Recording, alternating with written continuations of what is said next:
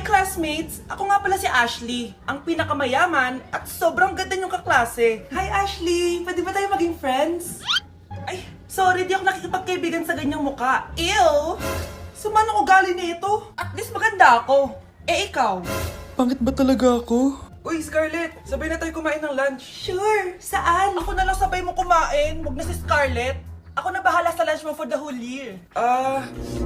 Walang iya ka, Ashley. Aagawin pa sa akin yung crush ko. Sige na. Gusto mo bilan pa kita ng car? Car?